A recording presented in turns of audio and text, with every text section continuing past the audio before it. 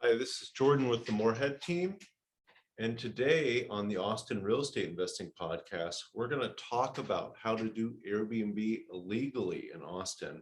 I've got Connor Olson here with me, and he runs some Airbnbs legally here in Austin and is doing it himself. So he would love to talk with you all about how it's working for him. Not only that, but he also just started a short-term rental management company in the Austin area and would love to help you with this too. So, hey, Connor, how are you? Great. Thanks for having me, Jordan. Yeah, glad to be on here. We actually got a request to have an episode on how you can do Airbnbs the right way in Austin. And we've been trying to find some time to record this. We were finally able to sit down and get this going. So we are here today to talk all about how you can actually legally do Airbnb in Austin. And that's cool because you can make a ton of money running an Airbnb the right way or a short-term rental. We're going to use those two words interchangeably here today. Mm-hmm. Short-term rental is under 30 days is how they look at it in Austin. Mm-hmm. You know, it could be a weekend, it could be 3 weeks, but under 30 days and over 30 days, we're going to talk a little about that too, is it's not considered a short-term rental. We're going to talk short-term rental Airbnb the same way. And it's something that both Connor and I do. We both do short-term rentals and monthly rentals, and I do some long-term rentals in the Austin area. And we'll talk about just the differences in all of them.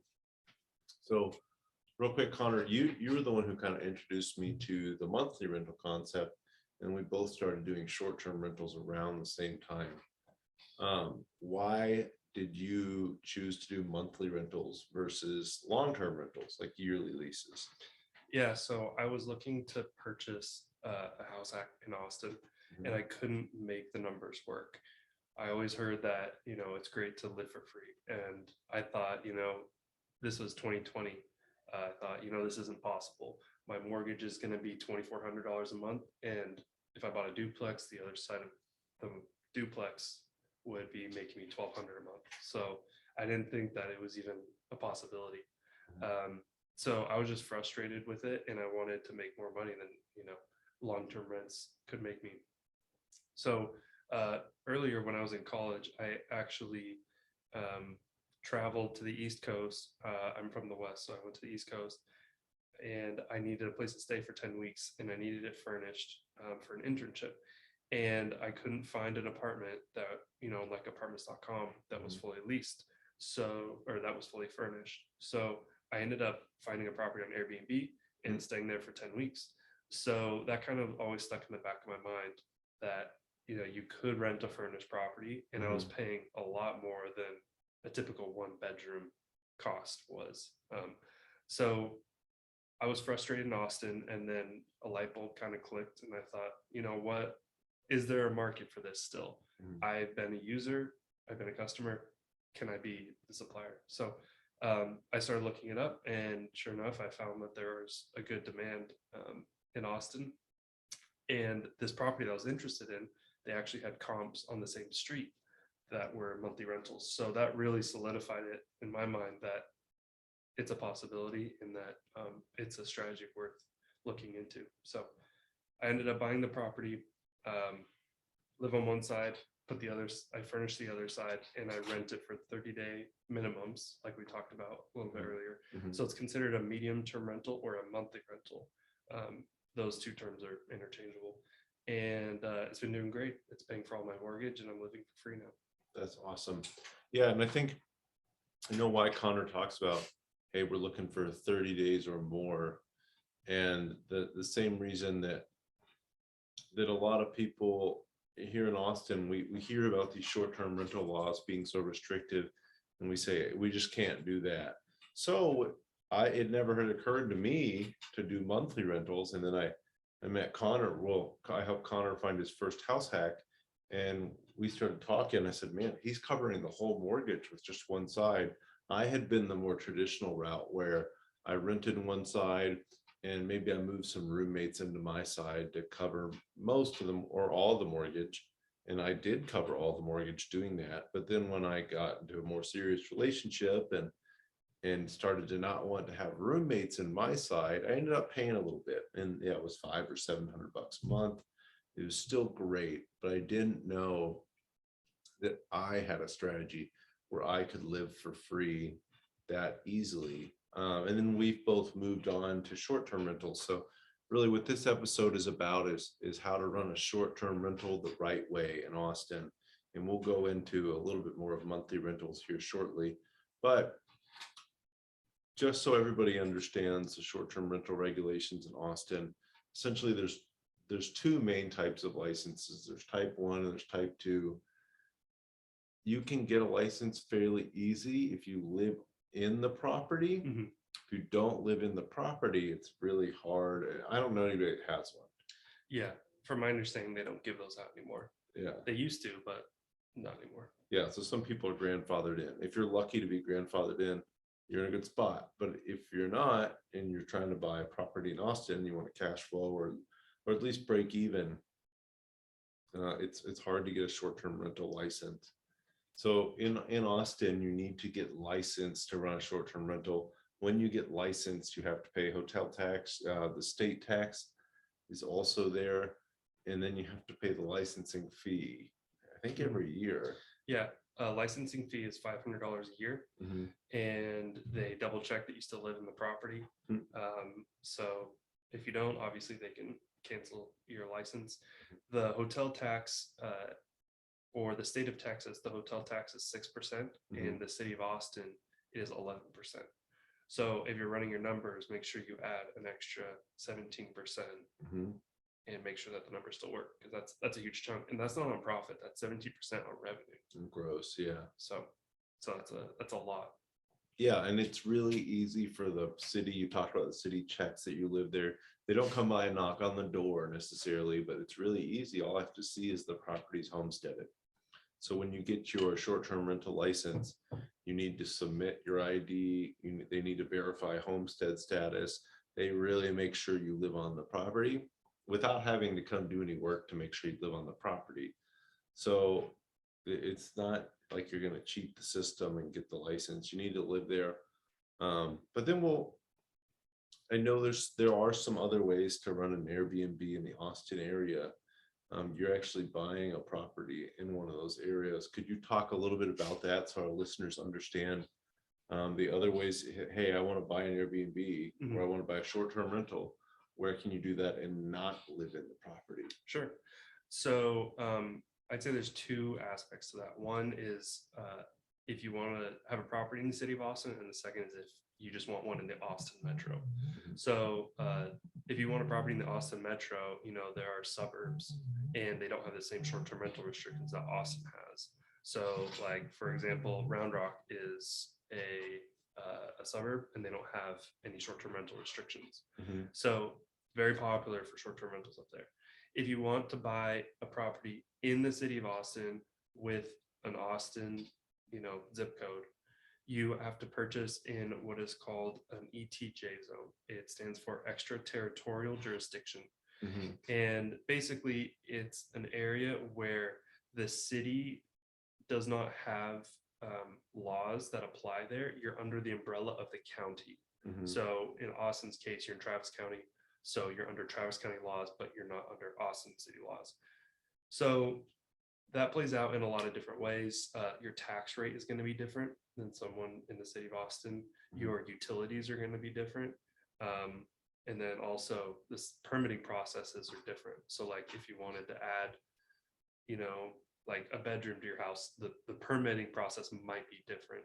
But in our case, short-term rentals, you don't have to have a permit to run a short-term rental in these areas. And you also don't have to pay the 11% city of Austin tax, that's way more important.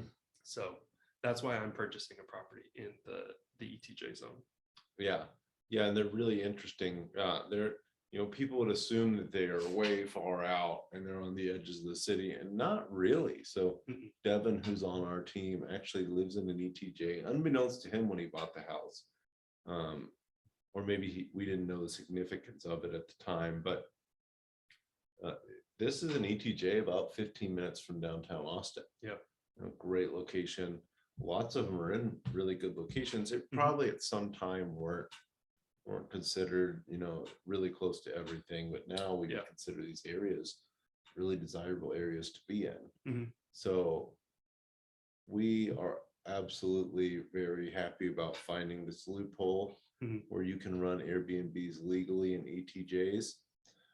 So why would somebody want to run an Airbnb or a short-term rental in the city of Austin compared to just doing a monthly rental? So Mhm. monthly rental, I think you and I both agree, you can typically double the annual rents Mhm. if you're running in a furnished monthly rental. So everybody understands, when we say monthly rental, it has to be furnished, it has to look good, it has to be a desirable place to stay still. It's not near as much work as a short-term rental, but it's about double the monthly rent. So Mhm.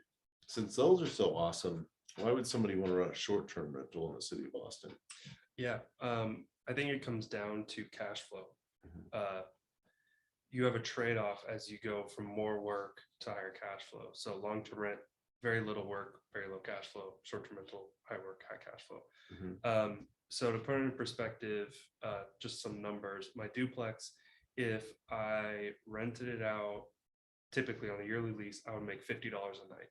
Mhm. If I rent it out monthly, I can make $95 a night. If I rent it out short-term, I can make $140 to $150 a night. So obviously there's differences in vacancies and expenses and things like that, but Mhm. the cash flow is just way more significant when you're in a short-term rental space. So I think that's the main reason why people are attracted to it. Do you have any other reasons why you think someone would want to do it? So for me, the big thing that sticks out about being able monthly versus short term, and that was kind of the comparison here is um, with short term, we get all these very high rate Right. areas. So we actually just set our rate for ACL, and we're thinking, hey, maybe $700-800 a night might not be crazy on our place. Yep. Where even with South by Southwest, where we were newer and didn't have a lot of reviews, we were getting, I think, $400 a night Mhm. for a 2-bedroom place. And it's just that there's not a lot of space to stay, and there's way more demand during those times. Yeah. F1, ACL, South by Southwest. There's lots of events like this that run through Austin, and you Mhm. really need to pay attention when you're running a short-term rental to raise the rates on these days or these weekends. ACL is 2 weekends, but the rates can be a lot higher there. So I know people who've made 10 grand in a weekend Mhm. off South by Southwest, Yep. and that might be 2.5 months Yep. on a monthly rental. Absolutely. So I think what you mentioned, that you're talking maybe 3 times on average is 3 times the yearly rent, but on these awesome nights Yeah. that you get maybe a 20 of a year in Austin, Mhm. the rents can be 10x the yearly rent, and Yeah. that can really bump up your cash flow. Yeah, absolutely. Yeah, we have a lot of those special events here, so it's Yeah. important to take advantage of those. Yeah, and we're lucky F1 just committed to stay for a little longer. Mhm. There's some NASCAR events now too. We haven't really seen the demand on those yet because they're relatively new, Mhm. but there's tons of events like that. And for me, that's the main. That's how I first got introduced to Airbnb, with special events. I said, hey, I'm going to rent my place for this weekend or that weekend, and Mhm. I'm going to make extra money off it just because of that. And that was the only reason I even first got introduced to Airbnb. It wasn't, hey, I'm going to do this all the time. It was, hey, I'm going to get out of town and I'm going to rent it for this weekend or two, or maybe a week, and I'm going to make really good money. And maybe I'll cover my mortgage for 2 or 3 months Mhm. off a week of time, Yep. which I think is pretty cool. Yeah, you could go relax on a beach. Yeah. Yeah, you take a can ton of drive fun. down to Port A, you can rent your place in Austin and have a great time and pay for the vacation at the same time. And I think that's really cool too. Provided you don't have pets that you can't take with you or things like that, there's no reason you can't just leave any old weekend Yeah. and rent your place out on Airbnb. I have a friend in East Austin that does Airbnb, Lucas, and he says, oh, I'll leave on the weekends and we'll rent our place out and we'll pay for our vacation Mhm. just off Airbnb. We have a client that lives in a condo off Riverside, he makes really good money. Just he travels. He likes to travel, and he makes enough money to cover his mortgage and pay for some of his travels just when he's traveling. So there's so many options with Airbnb. Maybe you've got a second home and you're covering the expenses of that second home just off of Airbnb. And I really like those possibilities. And I think if you're up, let's say you're up north and in Minnesota or Illinois, and it gets really cold in the winter, and you'd like to come down to Austin for a little bit in the winter, but the rest of the time you're not going to be here. You buy a home in the right area, you can cover the mortgage and a lot more, and still have a place to come when it's really cold up where you are. Yeah, absolutely. Another reason I really like it. Yeah. So let's move into furnished monthly rentals and why we like furnished monthly rentals and why we really don't think they're any more worth than a normal rental. So maybe you could talk about your experience. I know you have a lot more experience than I do with furnished monthly. Yeah, so I have been doing furnished monthly for a little bit now, and I have had, like you said, just very low problems. I thought it would be on par with short-term rentals, but what I found was the biggest headaches come from when guests are checking in and checking out. And if someone's staying for 60 days, that happens every other month. Whereas if it's a short-term rental, you might have it 6 times a month. Yeah. So I also found that the mentality of the guests is very different. So if you're doing a short-term rental, it's a hotel, you don't really care about it. You're just, dropping off your stuff, and then you're going out having fun, then coming back, then going out in the morning, But if it's a monthly rental, basically it's just a furnished apartment, and they kind of treat it as their own apartment. I'm so surprised. So we have ours is pet friendly, so a lot of people bring their dogs, and I think all of them have brought a dog blanket, and they put a dog blanket on the couch. Oh, cool. Yeah, I've been shocked. I can't believe, I would never have thought to do that. So they're just way more respectful because they're stuck there for 2 months or 3 months. So they take care of it really well. I haven't had any issues that would not be standard with a long-term rental. Like my dryer broke, or the vent hood over the stove broke. Like if that happens in a long-term rental, you got to fix it anyways. Yeah. So I haven't seen any issues with it. So I don't know. What's your experience been? Really the same, but I have an interesting circumstance where I have a monthly rental in a duplex I own next to a long-term rental. And actually the long-term rental has been more work, believe it or not. And why I think that is, again, you talked about it's when people are moving in and out. Anytime you have a tenant move in, they find all the issues right when they moved in. And with a long-term rental, you also are not paying as much attention to it before it's set up for people to move into. So I had a tenant move in, I think in beginning of May, and they found a bunch of things wrong with the house. And then they've had problems which were of their own doing. So when you live in a long-term rental, you're kind of responsible for some of the rental. You need to take care of the utilities, need to change the furnace filter. There's some stuff that goes on. But when I'm running a monthly rental, I'm expecting to take care of all this stuff. So we kind of set it up so it's okay. Maybe we change the furnace filter out in between guests, stuff like that. We know we're going to have to do that, and we just take care of the place better because of it. But with the long-term rental, they don't always take care of the place, and then it ends up becoming your problem. So I would argue, in my experience so far, and it's not as long as yours, but in my experience so far, the monthly rental is less work than the long-term rental in this case, or very similar, but a little less in this case, and about double the money. So it's been pretty awesome. I'm kicking myself for not doing 2 monthly rentals because it stayed booked the entire time we haven't been in it, which has been about 6 months now, 7 months. And we've got it booked out for the next few months already. And then they trickle in.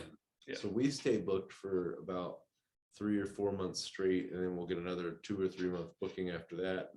We don't stay booked we don't personally, they're more than 6 months out. I don't know what your experience is there. Yeah, more than 6 months out.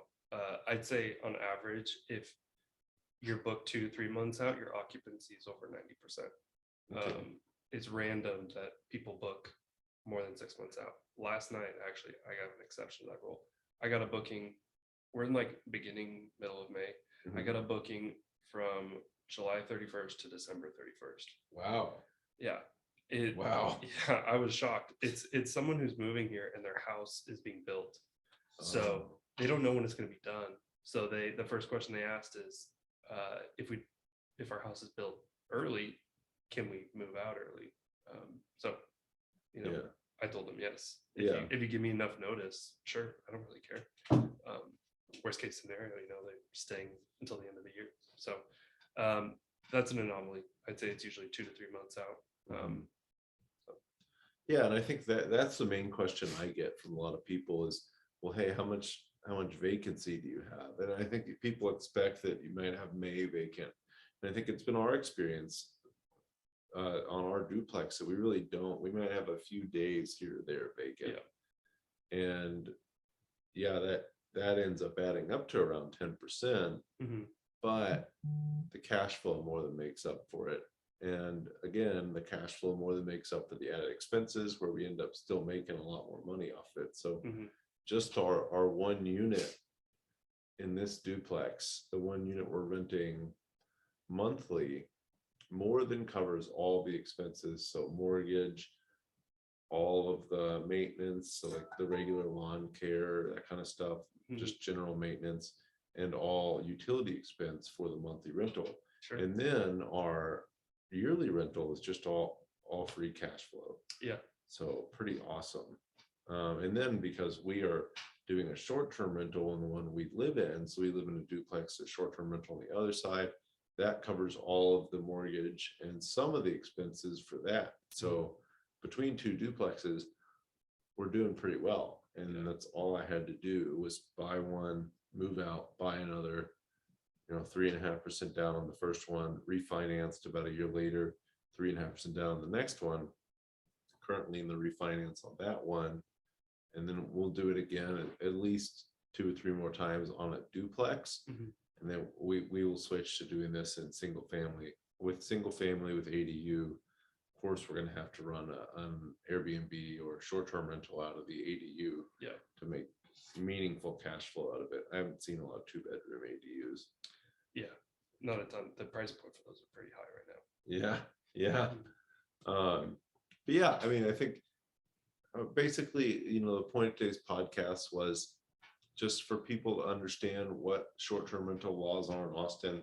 Again, really easy if you live in it, really not easy if you don't live in it. But if you don't live in it, there are certain zones you can do this in legally. At the same time, monthly furnished rentals work really, really well. And that's a great way around it. And, Connor kind of figured that out. And there are tons of ways to do this. You just need to understand what way is best for you and how are you going to do it and account for all the expenses and make sure you've got good systems set up. And systems are so important Mhm. with Airbnb or short-term rental or even monthly rental. Yeah. But that it is possible to run a short-term rental in the Austin area. And, Connor would love to help you with any questions you have on that or management. We recently started a company called STRATX. It manages short-term and furnished monthly rentals for people. And we'd love to help with that too. So any questions you guys have, reach out to us here at the Moorhead team. Message me here on Facebook. Message me on Instagram, anywhere you need. Pretty easy to find. If you just Google Jordan Moorhead or the Moorhead team, you'll find us. And Connor Olson is connor@themoorheadteam.com. I am jordan.moorhead@kw.com. We'd love to help with any questions you have.